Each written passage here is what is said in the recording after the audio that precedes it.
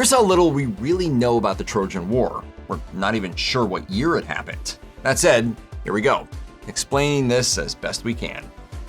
In Greek mythology, the Trojan War essentially begins with a botched beauty contest. All the Greek gods were attending a wedding except for Eris, who hadn't been invited. But she still showed up, and when she was turned away, she threw into the crowd of goddesses a golden apple that was addressed to the fairest. Hera, Aphrodite, and Athena all wanted the apple, but when they asked Zeus to mediate, he instead delegated the task to Paris of Troy and told the messenger god Hermes to take the goddesses to him. Hera promised Paris untold wealth and power, Athena promised him untold knowledge, and Aphrodite promised marriage to the most beautiful mortal woman, Helen of Sparta. That caste bribe sealed it, and Paris chose Aphrodite as a recipient of the golden apple. Surprisingly enough, the judgment to Paris is only mentioned explicitly once in the Iliad, in the final book of the poem. Grant me the apple, and I'll give you the most beautiful woman in the world. After Paris awarded Aphrodite the golden apple and title of fairest goddess of them all, Aphrodite had to hold up her end of the bribe and deliver Helen to him. But Helen was oblivious, living her life with her husband Menelaus and seemingly fine with it. Too bad, Helen. To be fair, she wasn't exactly abducted against her will. When Paris arrived in Sparta to claim her as his wife, Aphrodite whispered sweet nothings into Helen's ear on his behalf. Come away to freedom. Come to Troy with me. Whatever she said, it must have been good, because Helen was suddenly all Team Paris, and off they went to get married. But was Helen just the object of Paris's lust and a convenient bargaining chip for Aphrodite? Or did she consciously dump Menelaus for the younger, hotter guy? It depends on which version you read. When so many heroic men die for one woman, her glory will last through eternity. Paris returned to Troy with the most beautiful woman in the world as his wife, much to the chagrin of his parents. The face that launched 1,000 ships. Unfortunately, those ships were on the way to attack Troy. When Menelaus found out his wife had been kidnapped, or maybe just dumped him, he wanted her back. He went to his brother Agamemnon, and the two tried diplomacy. First, you must give Helen back to my brother. Second, Troy must submit to my command. When that understandably failed, Menelaus invoked the Oath of Tyndareus. Let's flash back a second to Helen's bachelorette days. Sparta's king Tyndareus was supposed to choose a suitor for Helen, but whoever he chose, it was going to cause a fight, and probably a bloody one. Odysseus, who was in the running, came up with a compromise. He suggested that all the suitors swear an oath to defend and protect Helen's future husband, no matter who it was. Great idea, but Odysseus still didn't get the girl, and when Menelaus asked for help getting his wife back, her former suitors were sworn to show up. Most of them did. Achilles! Where is he? All except for Achilles. But if you go to Troy, no, you will never come home. You see, Achilles' mother Thetis knew her son was fated to die in battle against Troy, so in an attempt to save his life, she put him in drag and sent him to live on the island of Skyros with the daughters of King Lycomedes. Odysseus also tried to weasel out of his obligation by pretending to have gone mad. Neither ruse worked, and both ex-suitors were forced to help Menelaus try to get his wife back. Imagine a king who fights his own battles. Wouldn't that be a sight? Thanks to the Oath of Tyndareus, Agamemnon gathered the Achaean army at Aulis. It was already roughly 2 years since Helen was abducted, but when the Achaeans set out for Troy, they went the wrong way, accidentally landed in Mysia, and had to fight their way out. Agamemnon's army was trounced in battle by Mysian king Telephus and forced to return to Aulis to regroup. But it was even more complicated than it sounds. Achilles wounded King Telephus in battle, and apparently the wound didn't heal quickly. Several years later, Telephus sought out Achilles and Aulis and promised to give the Achaeans directions to Troy, which they obviously needed in return for curing his wound. It's over there. All right. Though Telephus was as good as his word and sent the Achaeans in the right direction this time, winds scattered the fleets, and they were once again forced back to Aulis. After this second setback, the seer Calchas informed Agamemnon that he'd angered the goddess Artemis by bragging about his hunting ability. Calchas told Agamemnon that the only way to remedy the situation and bring back favorable wind conditions was to sacrifice one of his daughters to Artemis, who would do that terrible thing. Well, seeing no other way to make it to Troy, Agamemnon sent for his daughter Iphigenia. Of course, he lied to his wife Clytemnestra, who at the very least would probably have been violently opposed to the idea. He told her that Achilles wanted to marry Iphigenia before setting off for Troy, which is the definition of a terrible bait and switch. Everything depends on me! The safe passage of the invasion So did Agamemnon sacrifice his daughter? Once again, it depends on who you read.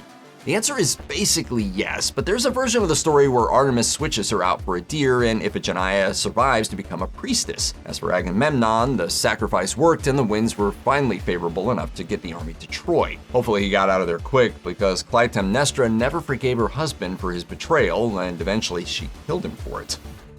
We'd like to talk more about the role of women in the Trojan War, but all we really have in the literature are descriptions of women as human trophies. Take Chryseis and Briseis, which is actually the story of Agamemnon and Achilles. Agamemnon was gifted Chryseis, the daughter of Apollo's priest, as spoils of war. Apollo objected, and you don't win an argument with a god, so Agamemnon gave her up. He was super cranky about it though and decided he wanted Achilles' war bride Briseis. This, of course, annoyed Achilles, who believed he'd won her fair and square. Now, Agamemnon was even more irked at the younger warrior and decided to take Achilles' prize, the flesh and blood woman Briseis, to teach Achilles who's boss. Can you imagine how furious the women were?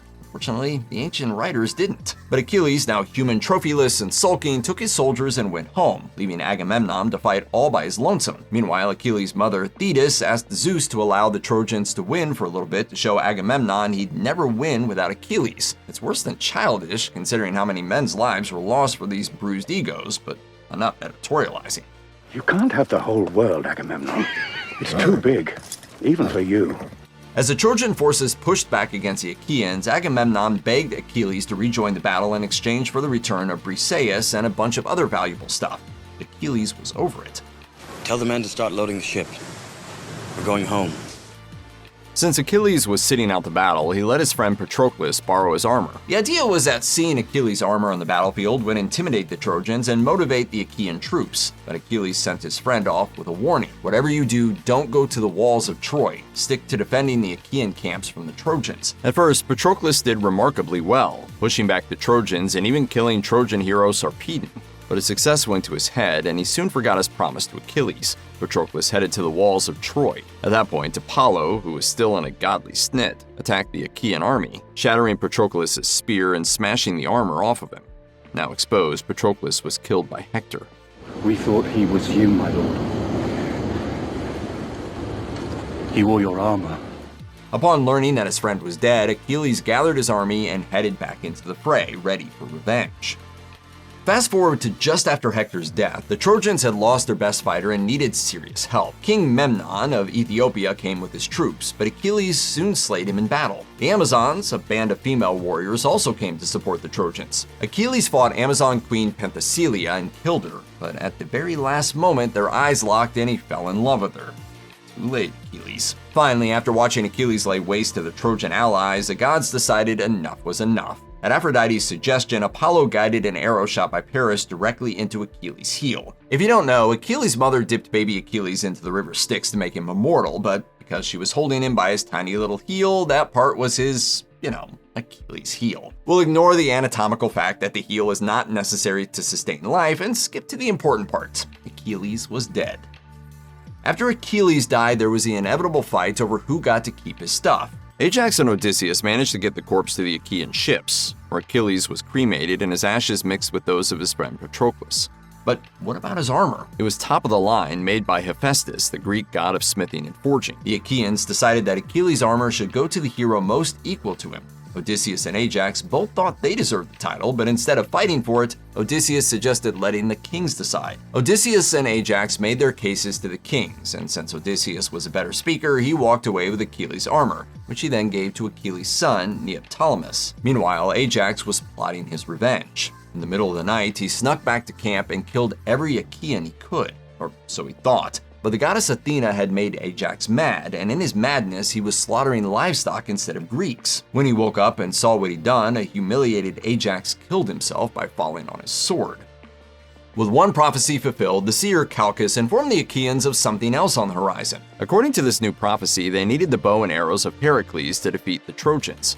Unfortunately, the arrows were with the master archer Philoctetes, whom the Achaeans had left to die from a festering snake bite on the island of Lemnos. They wasted no time in sending for Philoctetes and, more importantly, those arrows. Philoctetes' snakebite was still problematic, but once he got to the Achaean camp, they treated him and he healed up, almost like he shouldn't have been left to die in the first place. As soon as he was mobile, Philoctetes headed into battle and shot one of the arrows at Paris. Even though the arrow barely scratched him, Calchas' prophecy was fulfilled. Paris was dead. In the final phase of the war, Odysseus comes up with the famous plan of the Trojan Horse. The Achaeans made it seem as though they were leaving and sailing off as they left a giant wooden horse behind. But in fact, they hid themselves within the horse and waited for the curious Trojans to bring it into the city walls. They made sure that the warrior Sinon also stayed behind to tell the Trojans that the Achaeans had decided to give up and leave the Trojans a present. Trojans fell for the ruse. That night, as they celebrated their victory, the Achaeans climbed out of the horse and sacked the city. The Achaeans were cruel in the victory as they pillaged the city and committed sacrilegious acts. Out of all the Trojan heroes, only Aeneas was able to escape while everyone else was killed or enslaved. In response to the Achaeans' horrendous behaviors, the gods sent down storms as punishment to destroy their ships. Those who were able to return faced a perilous path ahead, like Odysseus, whose journey home is famously narrated in Homer's Odyssey. Was it really a Trojan horse? Probably not. Did the Achaeans employ some sort of tomfoolery to get an edge in victory? Likely. We can cut Homer some slack for embellishing that part a bit. It is a nifty literary device, and all these years later, everyone knows what a Trojan horse is.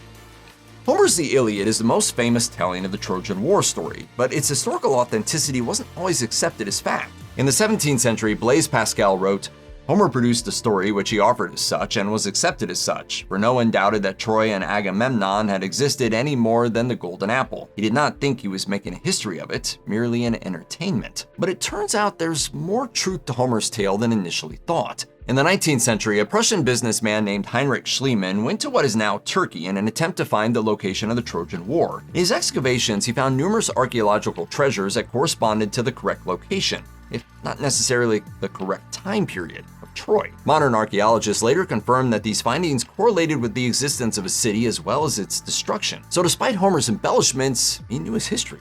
Speaking of, obviously, to us today, Homer lived like a billion years ago in the 8th century BC. Most scholars were under the impression that the Trojan War was pretty ancient to him as well, taking place around 1200 BC. There's more than a few out there that now believe the timeline should be moved up to around the 9th century BC. That would put it much closer to Homer's timeline. To put it in perspective, that would be like someone today writing about the US Civil War. That's about how far out Homer may have written the Iliad.